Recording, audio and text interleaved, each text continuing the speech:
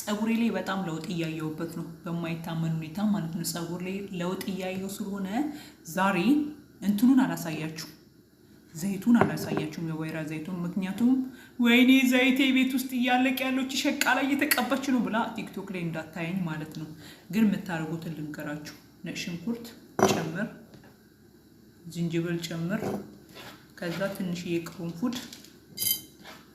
ከዛም ታረጉና እንዲጨምር በቃ ታረጉና እቺንም በእንደዚህ አይነቱ መልክ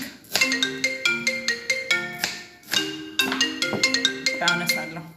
ጭምር አድርጋችሁ ካገኛችሁ ሬት ጨምሩ፣ ካላገኛችሁ ደግሞ ችግር የለም። ከዛን ጨምራችሁ ለ3 ቀን ታስቀምጡትና ከ3 ቀን በኋላ ብረት ድስት ላይ ውሃ ጨምራችሁ እዛው እንዲሁ ከነ እቃው እንዳለ አንተክትኩት።